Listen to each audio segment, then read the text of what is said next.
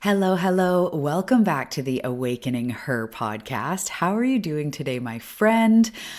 We are in December. How did that happen? I am hoping that you are doing well wherever you are, whatever you've got going on, and whatever kind of day it is today, whether it's a good day or a challenging day. I've got you. This is a great episode for you, and I'm just honored to spend this time with you. So, welcome back. And if you're new here, hello, hi. My name is Talia Joy. I am a life coach, mentor, self development, personal transformation meets manifestation, and awakening to your true purpose. Hello, hi. I am so happy that our paths have crossed. And this is a really great episode. And today we are talking about WTF. And for any of you listening around children, I don't know if you are, I may say the F in this episode because, it's me. But we're talking about WTF does it mean to embody your highest self. What does it mean when people say that? We're going to break it down from, of course, the spiritual angle because we can talk about that, but we're actually going to make it really tangible and psychological as well, or meaning talk about it from a psychology perspective, from a manifestation perspective, what it actually means in a way that makes sense so you can walk away understanding it even more, because there's a lot of language about this stuff. And I'm sure that if I asked you, what do you think it means to embody your highest self, you would have an idea of that too. So maybe your idea is similar to mine. Maybe I can add to it, or, it can actually make sense. Hopefully it does by the end of this, because it's very common to hear you just need to embody your highest self. And then we're like, okay, but what does that actually mean? Is it journaling for hours? Is it like the one that magically drinks green juice in the morning, or, the one who never snaps, never spirals, never has, a trigger or whatever? Because we're often sold this Pinterest version, right, of our highest self, who is somehow flawless and perfectly lit and floaty kimono robe and burning sage. And that's awesome. And that may be part of your highest self, of course. But the truth is that your highest self is not just an aesthetic, and it's not just about perfection.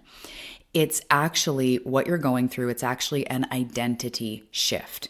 It's a psychological shift, and also a spiritual shift, and a nervous system shift. And so we're talking about all of that today, because the highest self isn't perfect. That's not what you're expected to do. We can blend that energy into our right now for actual transformation. So I am really excited to jump into that. And before we do, I wanted to let you know I have created something that I'm honestly obsessed with. It's called MicroDoses of Magic. It is free. It is a bundle of 3 potent meditations designed to shift your energy. So some of them, most of them, I think 2 of them, they're 5 and 6 minutes, and then 1 is 10 minutes. So it's truly micro doses. There's one for the morning, there's one for a midday reset and grounding, and there's one in your evening to let everything go.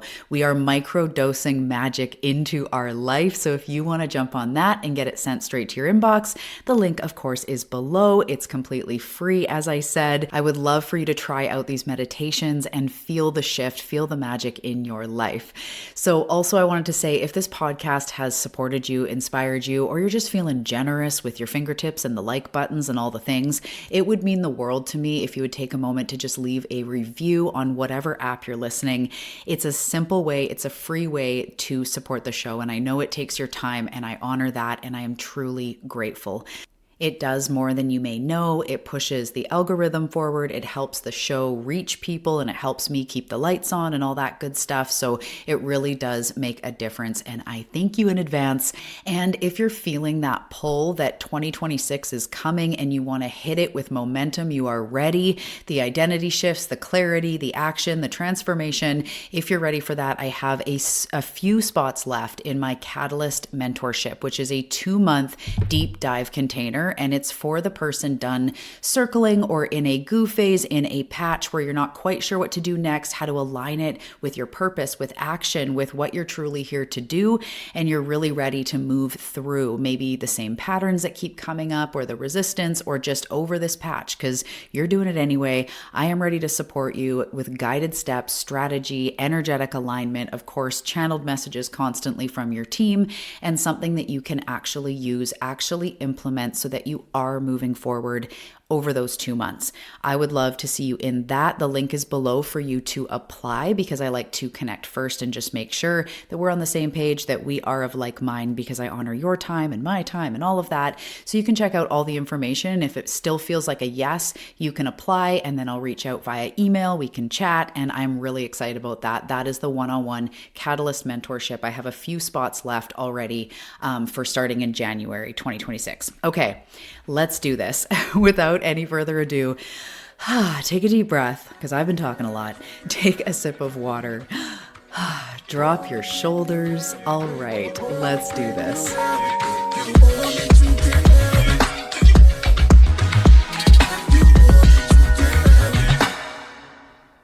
Okay, so I want to start in a place where we're speaking about identity, and something that most people don't realize or don't maybe fully understand. Your brain has like a little team running in the background, because your brain is doing so much, all the neural pathways and all the activity, everything going on. But there's a system in the background, called the default mode network. And truly, how it was explained to me is it's your identity autopilot. So it's who you think you are, who you comfortably know yourself to be, and who you are familiar with yourself being. It doesn't mean that we love it or hate it or it's good or it's bad. It's not really about that. It's actually more of it just a default identity autopilot. So this part of your brain is staying comfortable and keeping you within the mode of who you've always been. It loves that zone. It loves routine. It loves automatic reactions, decisions, movements. It loves you doing the things that you've always done. So if you've always been a people pleaser, or maybe an overthinker, or maybe someone who is an avoider, hi, that can definitely be me. Or maybe it's more about procrastination, or you think you self-sabotage, you know yourself to be someone who doesn't follow through, or anything like that that's not working for you, your brain has this belief, and it's like, perfect. Let's keep doing that, right? Familiar equals safe.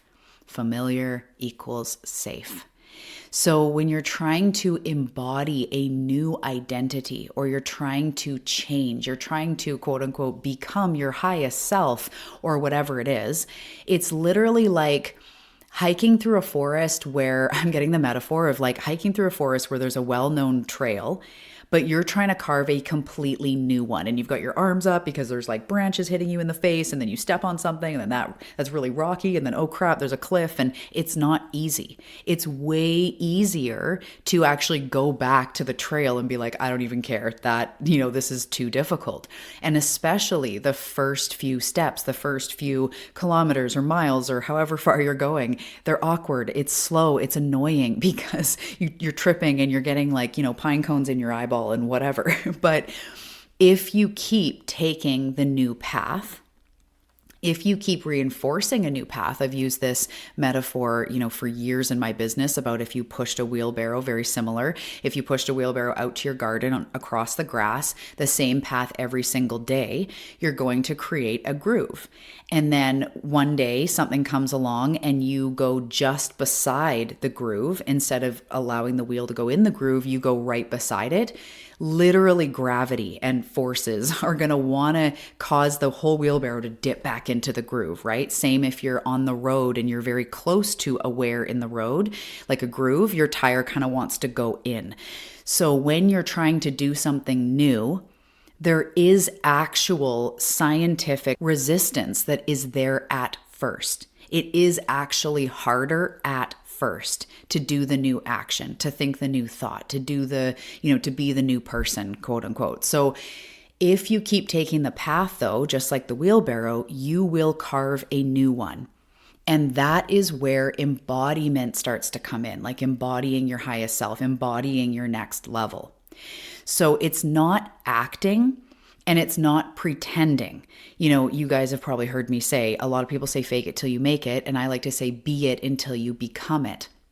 We're going to talk about it in a minute, but the whole vibe of faking it really doesn't work. It doesn't work for your brain.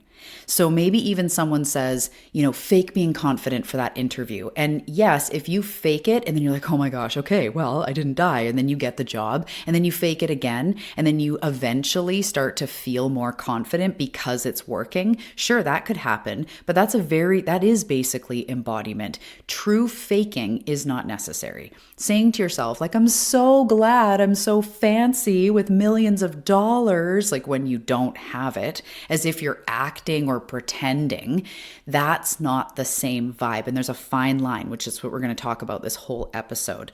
So you're not faking, you're creating a new, well-worn trail in your brain and in your life. You're creating a new vibe. So I've heard people saying it's like future rehearsal. It's like getting good at what you're becoming. And I've done this a lot, like a lot. And I've heard of people doing this where I will actually embody and go like, thank you guys so much. Thank you everybody for coming. And I'll be like, especially you way in the back. I'm so grateful that I get to be on stage with all these wonderful people. And I've done it because I've done it a few times because it feels, even as I'm doing it now, you can probably feel me. It feels so expansive. I'm not faking. I'm not coming up and being like, oh, thanks. My book went #1. Woohoo. Like I'm actually anticipating what is happening in the future and starting to embody it. So when we talk about our highest self, we are starting to become that energy now. We're starting to create a new trail of actions, a new trail of thoughts, energy in your brain and also in your life. So I did have a client recently that was talking about wanting to feel confident and wanting to, they needed the motivation, the willpower. We talked about that in the previous episode. But what we really started talking about and what really made a difference is when she realized she was still identifying as like the new person. So like, who am I to be on stage? Who am I to have a message? I'm young. I don't have much to say. She was more insecure. And that was, again, because of her upbringing. We all have our stuff and we all have the way that has manifested now. But she realized that even the decisions she was making were through that identity. So I just need to feel confident was coming from a feeling of insecurity, rightly so. But what we did is we gently, pivoted her focus. I just heard from friends, pivot. Okay. We pivoted her focus into shifting the identity into, I am someone who is learning to get on stage. I am someone who knows that I was meant to keynote speak. I am someone who is learning to find my voice. So that was a more powerful identity. I am becoming that. And that was an identity that her body and her brain believed, meaning it wasn't like, I'm a millionaire out of nowhere. It was like, no, I'm meant for this and I'm learning to be a powerful speaker. And that did so much more for her confidence than just trying to fake anything. I am someone who gets up there. I am someone who follows through on their dreams. I am someone who's learning to be a speaker. That was so much more powerful. So to remind herself of that, that's not faking. That's reaching for that next level of energy as far as you can reach and still believe it. And seeing yourself do that. And I just got the metaphor in my mind of if an athlete is trying to beat their time, they're going to do their time and then they're going to beat it by like a little bit. And then they're going to beat that by a little bit, right? Typically. So it's like we stretch the boundaries for greatness to become that. And when we stretch the boundaries, we lean into a higher energy and go, how would my highest self act here? And reach for it out of joy, not out of faking, not out of resentment for life, So I really noticed with my client that she started showing up differently. She started, speaking up and pitching her, she started showing up differently in her work, first of all, like having more to say, but then also started pitching her keynote speech and started booking, shows for that or whatever it was, positions, spots, there we go, on stage. And that's the difference is like, she didn't have to push for it. She wanted to become that. So it like puffed her up in that energy, if that makes sense. So I want to talk about for a second why quote unquote acting as if doesn't always work. And even though like one of my favorite teachers, my main guide in my life, Wayne Dyer, talks about acting as if and talking about the wish fulfilled. But the reason why we're doing these WTF episodes is because it's been taken in a weird way. It's been taken in a fluffy way. And then people get frustrated where they're like, I'm just trying to act as if, but like I got a bill in the mail and it was huge, or, something went wrong with my car and like, oh my God, how can I act as if even here? Right. And it's hard in everyday life, but we're breaking it down so it doesn't have to be hard. It's something that we can, infuse into our life. So acting as if doesn't always work because straight up your nervous system starts to call bullshit. Your nervous system goes, I don't believe that, right? Just like we were talking about, like I'm a millionaire when you're overcompensating because you're panicking about a bill like that. Your nervous system's like, dude, no, you're not. We are stressed. What are you talking about? And it rejects the whole thing. So affirmations, if you don't believe them, if they're not within your energetic sphere, they're not going to work. They're actually going to do the opposite. So affirmations themselves aren't good or bad. Well, they're good. But what I mean is it's not that one affirmation is a good one or a bad one. It's does it expand your energy, but not push you over that edge where your nervous system and your mind then start to reject it. So when you just say, I am wealthy, I am confident, but you don't believe it at all, there's not even like a 30% of you that believes it, it will backfire. And in psychology, it's called cognitive dissonance, which I think this stuff is so fascinating. And that's the gap between what you're saying and what you actually believe. And your nervous system will always choose what is true over what like sounds good or like that would be amazing, like being a millionaire. Your nervous system will choose what's true over what like sounds great. So you're embodying your highest self is not fake it till you make it. It's more about alignment, not pushing it to where you have the cognitive dissonance and you're just saying it, but you really don't believe it. So nothing of you actually gets on board. So you keep saying it or keep making a vision board and then it's frustrating in your everyday life. This is because there's that gap. So instead of focusing on faking anything or just assuming the wish fulfilled as like a blanket statement, realize it's more about alignment. Okay, so on a more spiritual side, for any of you that are new here, I am a channel. I'm a spiritual guide as well, helping you to navigate that connection with your team and your soul and your purpose and your highest path and all of that. And I do that through channeling. I am primarily clairaudient when it comes to the channel, but I have most of the clairs for my intuitive abilities. So when I talk about the spiritual layer, the first thing I want to say is this is the information that I get as it occurs to me from my team over time, because we've had so many conversations about how this all works and why we're here and the soul and the human. And I've had so many clients and like asking them endless questions. So when I talk about this stuff, this is how I see it to be. And I also recognize that when we're talking about spirituality and God and the afterlife and like who knows who is actually right. And I wouldn't be naive enough to say this is it and that's it. My intention here as a reflector, as a guide, is to weave in how I see it. And then the parts of you that maybe it resonates with or expands, take it, take it into your life, let it plant a seed, let it fuel a thought, let it expand you. And if anything does not resonate, it's completely fine because who knows at the end of the day, right? So, but what I wanted to say is the spiritual layer is that your highest self isn't just some character. And as I said before, isn't just perfect. Like to be perfect, quote unquote, whatever that even means, is so human. So if your soul was even saying, not that this can happen, but if your soul was like, I am perfect, it would be like, I am love. Not perfect as in like I go to the gym and I take my supplements and like I'm this, I make this much money and I'm this weight and I'm this type of person and like that is so human. So obviously it doesn't exist. Everything we often make our highest self to be is like some perfect character or a costume or a something that is fictional, I want to say, but it's not that. And it's not even a quote unquote better version of you. It's you in future consciousness or you in expanded consciousness, the consciousness you're growing into. So that version of you may, yes, be more relaxed. They may meditate every day. They may have, more abundance, but it's from alignment and the healing work that you've done that allows you to be more magnetic and more expanded and looking after yourself, having boundaries when needed, being around great people that are healthy for you, feeling healthy, feeling free. It's all of that. That's your highest self. It's not just making money. It's not just being, having this income or being this weight or whatever these things I'm saying. That's just a metric that a human puts on things. So your highest self is expanded consciousness, which is why sometimes your highest self would say, dude, take a rest day. You're exhausted. When your hustly part of your brain is like, no, we got to smash goals and get 10 more calls. And your future self, your higher consciousness is going, you have to learn that balance. You have to take time to rest.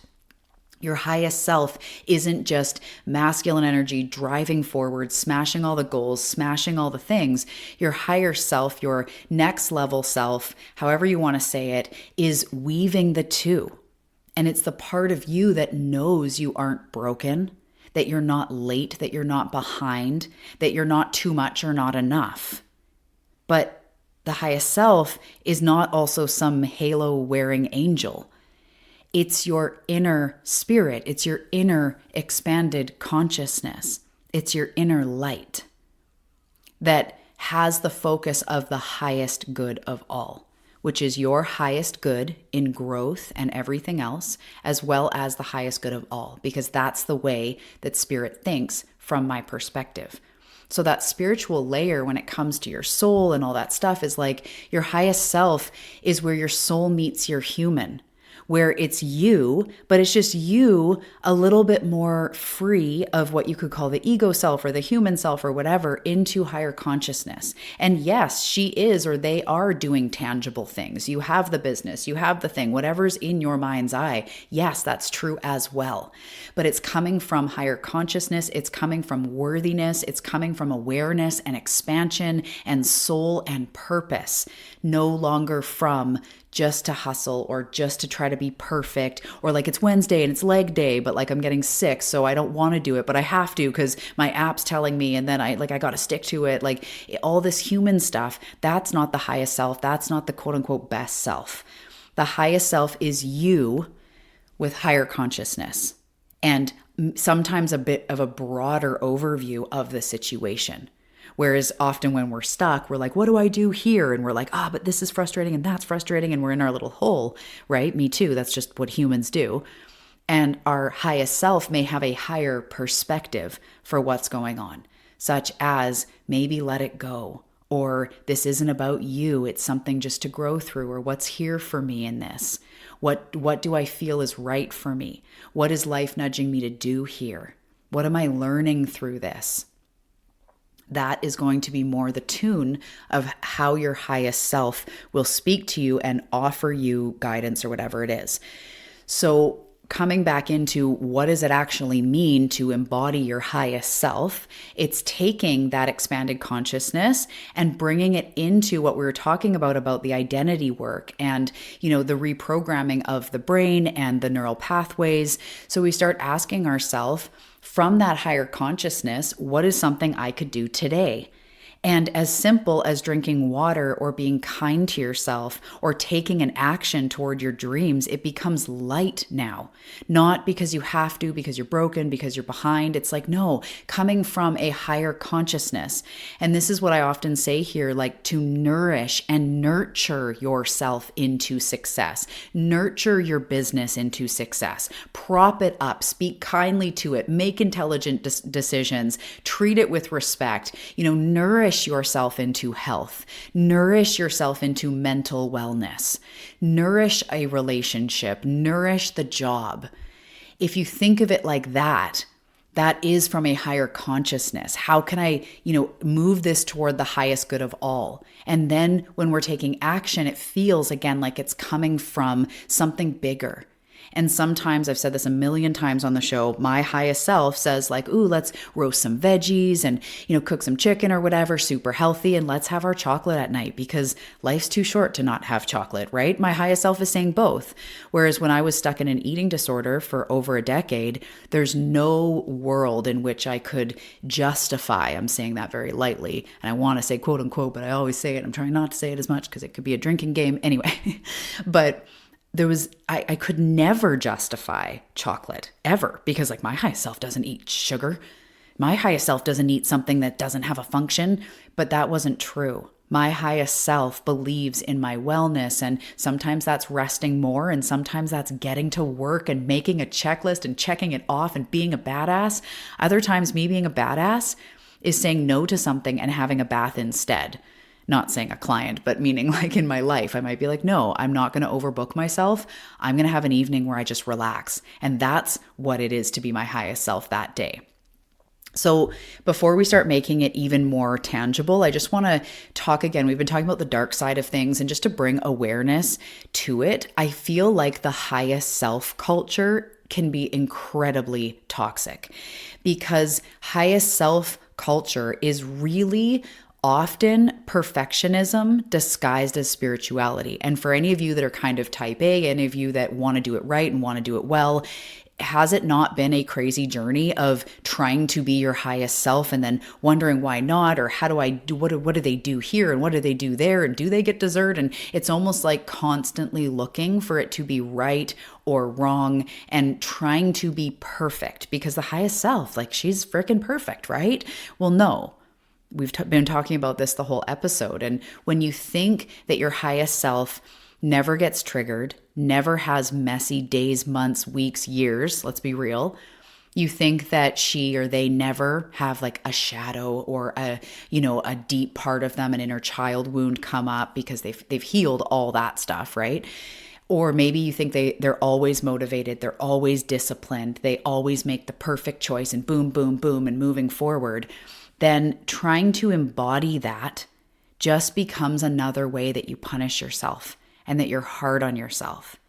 And when we feel out of control, we scramble to like get a checklist, make a plan. That's always the ego. What's the plan? Let's do it. And you map it all out. And then it's like, oh, I didn't do it. And now you're punishing yourself again.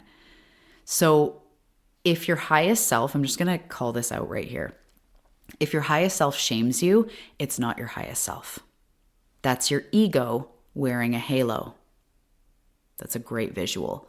If your highest self shames you or says, oh, you should have gone for that walk, or why aren't you doing this? You're 42, well, you should have your life together, or whatever it is. If your highest self is shaming you in any way, it is not your highest self, even if it sounds like it's just trying to have you strive for excellence. It's not. Because your highest self is saying you are perfectly on time for the life that you came here to live. And your highest self is guiding you toward positive actions, to be kind to yourself, to give yourself a break, but also to go out and take a walk, to clean up something in your diet or in your life or the media you're consuming and it's been niggling at you and your highest self is going, this isn't good for you. Yes, that's where your highest self comes in, but it's never shame, it's never berating you, and it's never dictating. That's always the ego trying to get in there. Embodiment of your highest self is compassionate. It's gentle. It understands your humanity. That is something that like comes up with clients sometimes. Your soul and your spirit guide team understand that being a human is incredibly messy. And they actually look at you more like, whoa, like look at the strength that she has getting through all that. Or like, wow, life has not been easy, but look at you go. They understand that being human is contrast and it's up and it's down, it's black and it's white, it's poor and it's rich and it's this and it's that and it's all the things and it's so much. So when you give yourself a break and go, that is you stepping into your highest self. That is you embodying compassion, gentleness, nourishment toward your goals, like lifting yourself up every day. I feel like, I don't know if this is true or not, but I just feel like a world-class champion in the mirror. I'm just going to paint something that I got in my mind right now. They're probably looking in the mirror going like, yes, like you've got this. You're a champion. Yeah, let's do it. not looking in the mirror going, you piece of shit, you're worthless. Like, I just want you to think about that, right? It's like sometimes we have the voice of like, come on, like enough's enough, get going. Yes, sure. But they're not looking in the mirror, calling themselves lazy or a piece of crap. Like that will never, ever work. Saying that they're behind, saying that you're not making the right choices. Like, think about that, right? You'd never do that if you were striving for excellence, but we do it all the time in our minds. So your highest self, embodying your highest self, is giving yourself compassion, is being gentle with yourself, is understanding your humanity the way that even they do. Your higher self, your spirit team, your soul, they understand this is complicated. So let's bring it right back down to the ground, make it tangible before we wrap this all up. Embodying your highest self is really about, on a physical plane, micro decisions. And by the time we get here in the chat, it's amazing because manifestation happens on the physical plane, meaning you physically want money, you physically want to buy that house, you physically want to feel healthier. Manifestation at the very end of the process manifests physically, right? You get the thing, you got the new computer, you meet the person. That's where it actually happens at the end. So, or meaning like the end step is it manifesting physically. So when we bring our highest self-embodiment into the micro decisions and into the physical, things start moving fast because that's where manifestation really happens. It really puts huge momentum into the process. So your identity shifts and you manifest through micro actions, not just giant magical wizard moments where you're completely different. So when you tell the truth instead of people pleasing, or enforce a boundary instead of people pleasing, that's a moment where your future self embodiment is coming forward in micro decisions. You're going, no, you know what? This dynamic or this thing isn't serving anyone anymore. And I can feel myself shrink and I can feel what that causes. And I have something to say, or this is a place where I'm not just going to say yes when I mean no. That is so powerful. So it's micro decisions that are coming from that higher consciousness, higher awareness, and where you want to go, where you are headed energetically. So maybe it's as simple as taking a deep breath instead of reacting and just taking a moment to go like, what does my highest self have to say here? And your highest self might even say like, I know this is frustrating. I know you feel hurt, but let's sleep on it before reacting. Or, stand in your worth, know who you are, but maybe don't retaliate right now. There'll be a nuanced, guidance that comes forward. It's not, again, perfect and all or nothing. It's micro decisions in the moment that are coming from a higher consciousness of where you want to be and who you truly are on a soul level. So maybe another example is putting your phone down and giving yourself an hour or two in the day where you're not scrolling because you've been noticing that it wastes time or it makes you not feel good or whatever, and instead go for a walk. Or maybe it is going for a walk after dinner and just saying to yourself, just 10 minutes. And then maybe sometimes you get out and you're like, oh, this feels so good. These little things. Maybe it's taking one small step towards something you've been avoiding or a big goal you have, knowing that one thing, and then even giving yourself a reward. That's always fun. I do that every time I do my Friday finances or do my taxes. There's always like chocolate included. And anyway, but taking small actions. Maybe it's, spending just 10 minutes in the morning foam rolling, or bringing a foam roller to work, or, doing something for yourself in the day, going to a yoga class on your lunch break or after work.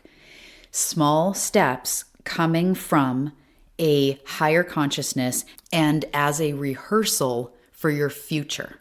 Remember, we're talking at the beginning, the paths that we wear. So when you take a deep breath instead of reacting, that might not be the default. So you start to practice that, and you do it because you love yourself. You want to come from this higher place. It's better for you. It's better for the person. Take a deep breath. Let's just sleep on it, okay? That is a new groove. So then the next time you do it, it becomes, okay, yeah, I've done that before and that actually panned out way better. Okay, yeah, you're right. I'm going to do it again. And this is what embodiment of the highest self means. It's not perfect. There's bound to be triggers. There's bound to be stuff, but we cannot always control what happens to us. What we can control is how we react, how we respond. Life lifes us, and it's like a chess move, and then it's now your play. What are you going to do? And these micro actions coming from a higher perspective or a more well-rounded view of the situation or a higher consciousness, that starts to shift your identity. Putting up a boundary instead of people pleasing, done once or twice, and now all of a sudden your identity is starting to shift. You are no longer accepting the things you did. You are no longer staying quiet when you know you want to speak up. So your highest self isn't just the big declarations. It's actually the micro decisions that you repeat until they become normal. And when it comes to manifestation, all that does is expands your energy. All that it does, like it's small. But what I mean is you can do this and start manifesting more money, start manifesting more success. Because as we put those boundaries in, when we start drinking more water and we're starting to go on our walks and we're giving ourselves a phone break for 2 hours in the day and getting out into nature or whatever we're doing, we are changing our vibration. We are changing the trajectory of our life. We are changing who we know ourselves to be. And stay steady on the path and keep those incremental shifts. And pretty soon, saying no when your body or your mind or your nervous system is saying no, it becomes normal. It becomes something where you sometimes have to dig deep, but here we go again. And it doesn't have to be so efforted. It's not going to, your wheelbarrow isn't going to be trying to go into those old grooves forever. It becomes the new normal. And when you start to do this, I get people asking, like, how do I know if it's working or what will I start to feel? Your decisions become more clear, what you know you need to do. So they're not always easier, like I was just saying with the boundaries, but they're clearer. I can't ignore my inner voice any longer. This is what needs to be done. Those niggles now, we don't wait as long until things start crumbling. We start acting on them. We might also stop negotiating our boundaries, right? Instead of like, well, maybe this once, or maybe I'll just, no more.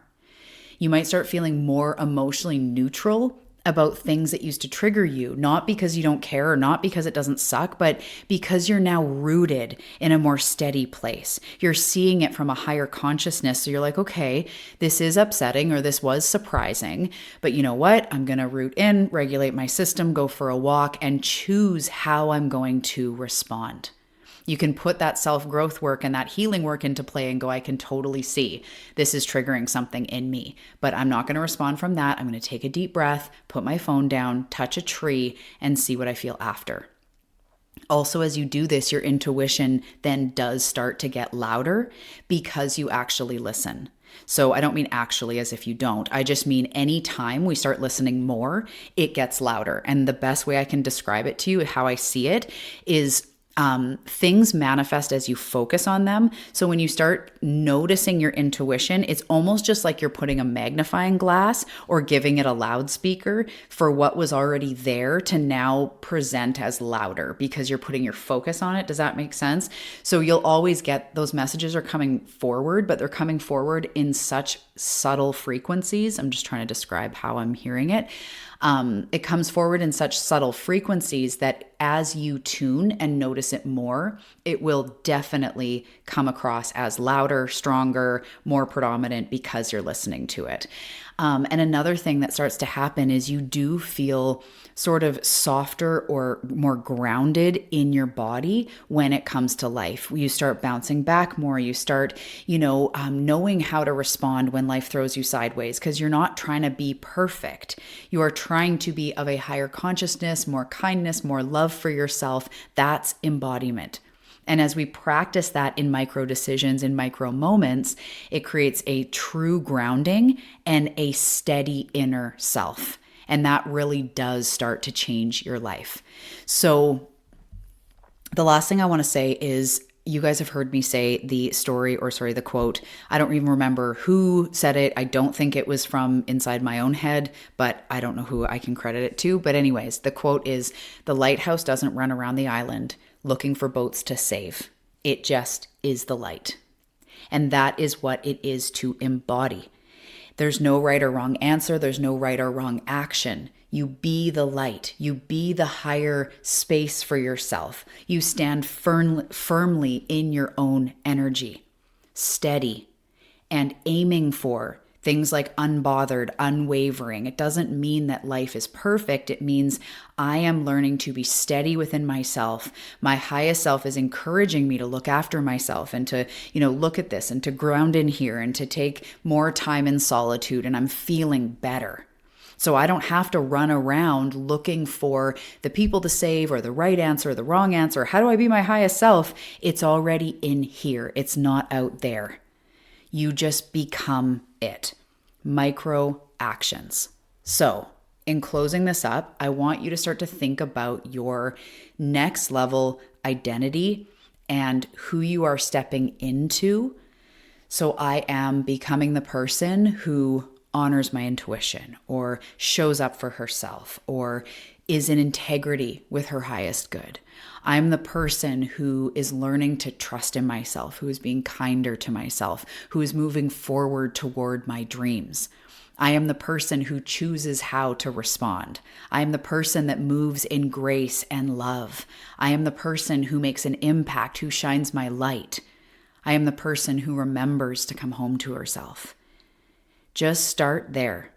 Whatever's coming up for you now, I am the person who, and then start taking micro actions from that energy in your heart every day.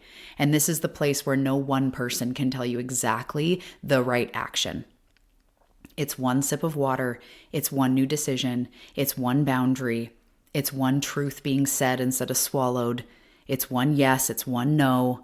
It's tiny actions that create massive identity shifts. Okay, I think that's all I got. This one was a little bit longer. I hope that this resonated with you. I am rooting you on. Thank you for spending this time with me. And if you want to take this and start applying it now, grab the free bundle I was just talking about, MicroDoses of Magic. And I'll give you 3 press play rituals that are like meditations, one for the morning, one for midday, and one for evening. So you can start bringing them into your life and experiencing more of your higher self and more magic. All right, I'm rooting you on, and I'll see you in the next episode.